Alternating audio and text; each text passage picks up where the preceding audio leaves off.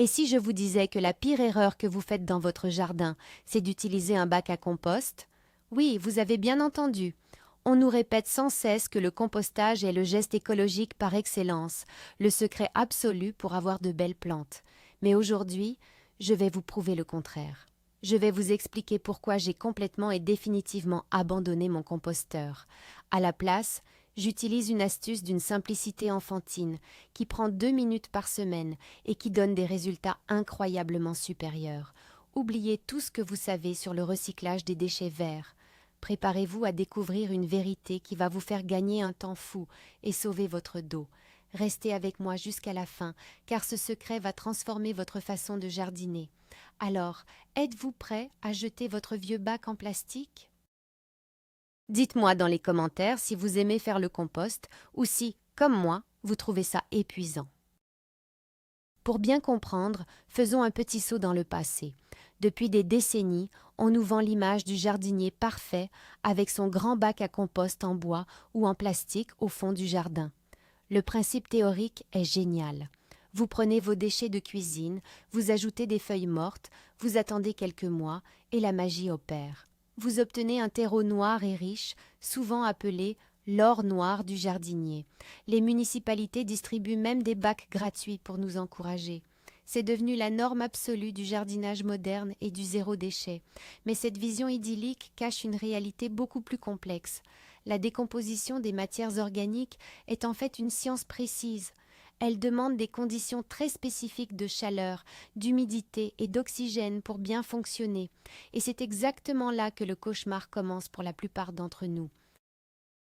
Commençons par démonter un grand mythe, l'idée que le compostage est facile. On nous fait croire qu'il suffit de jeter ces épluchures de légumes dans une boîte et d'attendre. Mais qu'est-ce qui se passe réellement? C'est une véritable leçon de chimie complexe. Pour qu'un tas de compost se décompose correctement sans pourrir, il faut maintenir un équilibre parfait. Il faut exactement 50% de matière verte, riche en azote, comme les tontes de gazon et les restes de cuisine. Et il faut 50% de matière brune, riche en carbone, comme du carton sec ou des feuilles mortes. Si vous mettez trop de verre, votre tas se transforme en une boue visqueuse et nauséabonde. Si vous mettez trop de brun, il devient sec comme le désert, et rien ne se passe pendant des années. Imaginez que vous essayez de préparer un gâteau très compliqué, mais que la cuisson prend 6 mois et que vous ne pouvez jamais mesurer les ingrédients avec précision. C'est exactement ce que nous faisons avec nos déchets. Cette charge mentale constante pour équilibrer le tas est la première raison pour laquelle cette méthode classique est vouée à l'échec pour les gens pressés. Passons maintenant à un sujet qui fâche vraiment tout le monde, les nuisibles et les mauvaises odeurs. C'est le côté sombre du compost dont les experts parlent très peu. Si votre équilibre chimique n'est pas parfait, et croyez-moi, il ne le sera jamais, la nature reprend ses droits. Très vite, vous allez voir apparaître un nuage de petits moucherons noirs à chaque fois que vous soulevez le couvercle de votre bac. Mais ce n'est pas le pire. L'odeur de choux pourris ou d'herbes fermentées peut rapidement empester tout votre jardin, et même celui de vos voisins. Imaginez que vous invitez des amis pour un repas en terrasse en plein été, et que le vent tourne soudainement vers vous. C'est une véritable catastrophe. Et bien sûr, parlons des rongeurs. Un bac rempli de restes de nourriture est un buffet à volonté gratuit pour les souris et les rats du quartier. On nous dit souvent que si le compost est bien fait, il ne sent pas et n'attire pas les bêtes. C'est un mythe. Dans la vraie vie, avec nos emplois du temps chargés, personne ne gère son bac à la perfection et les problèmes finissent toujours par arriver. Mais ce n'est pas tout. Parlons de l'effort physique que cela demande. Le compostage traditionnel est une activité extrêmement chronophage et épuisante. Pour que les bactéries puissent faire leur travail et décomposer la matière, elles ont un besoin vital d'oxygène. Cela signifie que vous devez aérer votre tas. En langage clair, cela veut dire prendre une grosse fourche lourde, la planter dans un amas compact de déchets humides et retourner le tout à la force de vos bras. C'est un véritable entraînement de sport. Il faut le faire idéalement toutes les 2 semaines. Imaginez-vous en plein mois de juillet, sous un soleil de plomb, en train de transpirer pour mélanger des peaux de bananes et des coquilles d'œufs. De plus, il faut surveiller l'humidité. S'il fait trop sec, vous devez l'arroser. S'il pleut trop, vous devez le couvrir. On nous promettait un système simple qui prend 5 minutes, mais en réalité, c'est une corvée sans fin. Et la plus grande des frustrations arrive au printemps, quand vous videz le bac et que vous découvrez que le centre contient encore des morceaux de légumes intacts après une année entière d'attente. Alors, quelle est cette fameuse solution miracle?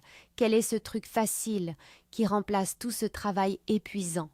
C'est ce qu'on appelle l'enfouissement direct ou le compostage en tranchée. L'idée est d'une logique implacable. Pourquoi mettre la nourriture dans une boîte en plastique, attendre une année entière pour ensuite transporter la terre obtenue jusqu'à vos plantes? C'est absurde. Il suffit d'éliminer l'intermédiaire. La méthode consiste à prendre vos déchets de cuisine frais et à les enterrer directement dans la terre de votre jardin, exactement là où vous voulez que vos futures plantes poussent. Pensez-y un instant. C'est exactement comme ça que la nature fonctionne dans une forêt. Les feuilles et les fruits tombent sur le sol, se décomposent sur place et nourrissent les racines juste en dessous. La nature n'utilise pas de bac en plastique avec un couvercle vert. En enterrant vos déchets, vous ramenez le cycle de la vie directement à la source. C'est l'astuce secrète ultime pour les jardiniers qui veulent des résultats sans faire d'efforts. Mais comment ça fonctionne concrètement sous la terre? C'est là que la magie de la biologie opère. Lorsque vous jetez vos épluchures dans un bac classique, vous devez attendre que les vers de terre trouvent le chemin pour y entrer.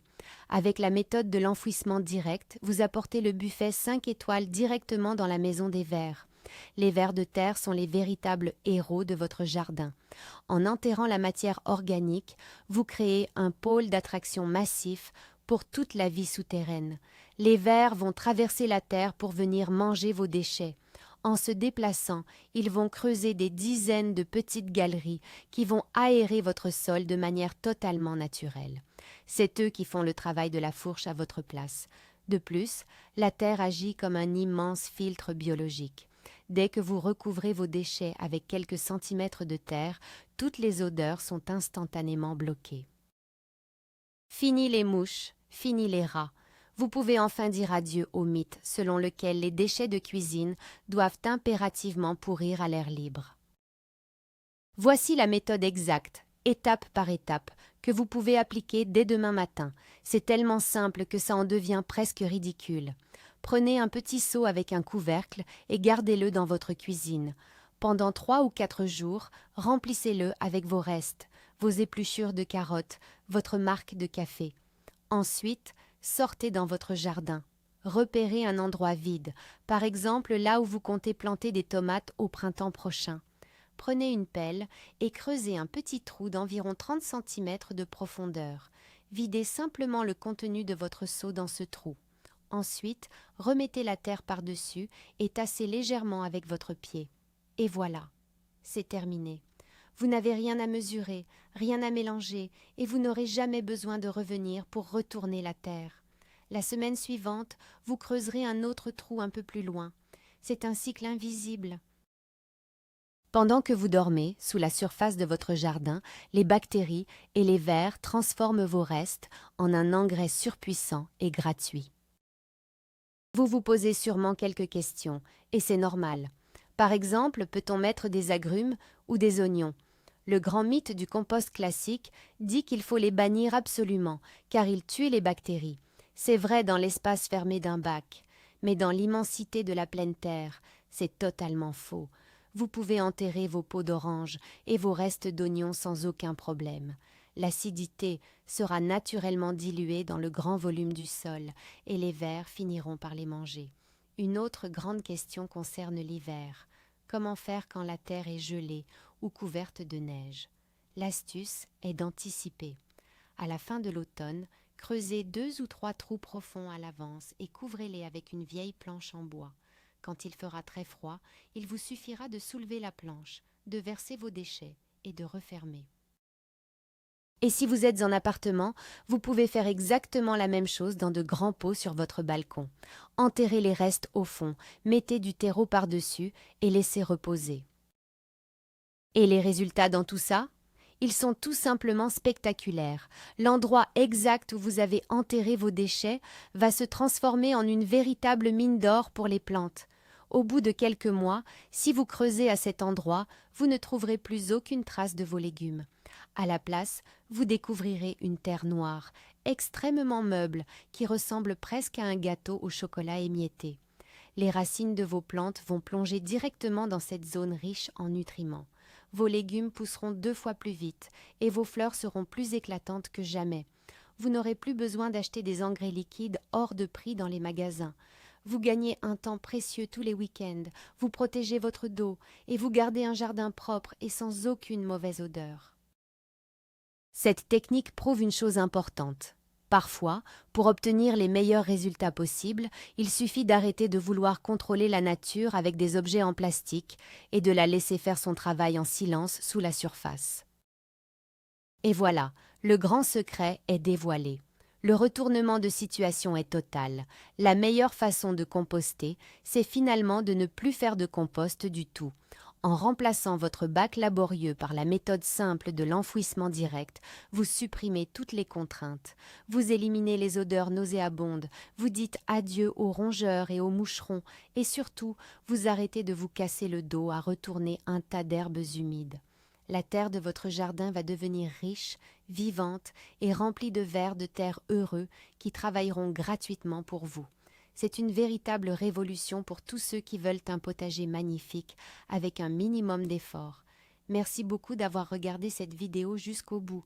Si cette astuce vous a convaincu de changer vos habitudes, n'oubliez pas de vous abonner à la chaîne et de cliquer sur le pouce en l'air. Ça m'aide énormément. Et maintenant, c'est à vous de jouer. Dites-moi dans les commentaires, allez-vous essayer de cacher vos épluchures sous la terre dès demain ou comptez-vous garder votre ancien bac? J'ai hâte de lire vos réponses.